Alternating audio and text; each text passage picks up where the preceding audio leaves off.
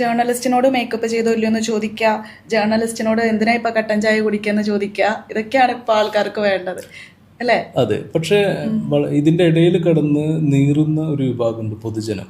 പൊതുജനത്തിന് ആവശ്യം വളരെ സീരിയസ് ആയിട്ടുള്ള റിപ്പോർട്ടിംഗ് ആണ്. ഒരു എന്റർടൈൻമെന്റിന് ഇവിടെ മോഹൻലാലുണ്ട്, മമ്മൂട്ടിയുണ്ട്, നയൻതാരയുണ്ട്.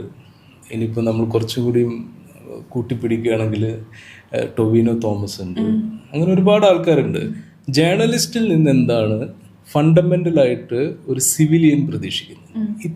ഈ ഒരു ബേസിക് സിവിക് സെൻസ് ഒരു ജേർണലിസ്റ്റിന് ഉണ്ടാവണം. അപ്പോൾ അതിനപ്പുറത്തേക്ക് അവരെന്തെങ്കിലും ചെയ്യുന്നുണ്ടെങ്കിൽ അത് പണത്തിന് വേണ്ടിയാണ്.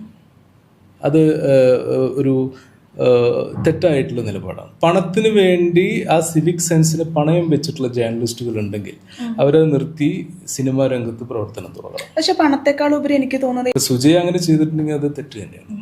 ഇപ്പോൾ സുജയ വർക്ക് ചെയ്തിരുന്ന ചാനൽ റിപ്പോർട്ടറാണ്. അതില് സംഘപരിവാർ നിലപാടുകൾ ചേർത്ത് പിടിച്ചു. അത് അവരുടെ വ്യക്തിപരമായിട്ടുള്ള കാര്യമാണ്. ആസ് എ ജേർണലിസ്റ്റ് അത് തെറ്റാണ്.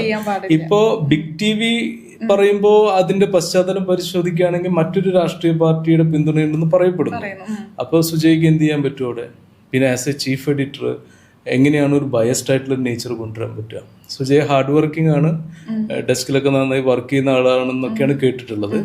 പക്ഷെ ഒരു രാഷ്ട്രീയ നിലപാടെടുത്തൊരു ജേർണലിസ്റ്റിന്റെ സ്ഥാനം അതെവിടെയാണെന്ന് കേരളം നിശ്ചയിച്ചിട്ടുണ്ട്. അതർവൈസ് ഇപ്പൊ നമ്മളിപ്പോ സോഷ്യൽ മീഡിയയിൽ റീൽസ് ഒക്കെ കാണുമ്പോൾ അത്യാവശ്യം എന്റർടൈനിങ് ആണെങ്കിൽ നമ്മൾ കാണുമല്ലോ, അത്രേ ഉള്ളൂ. പക്ഷെ ഈ നിലപാടുകൾ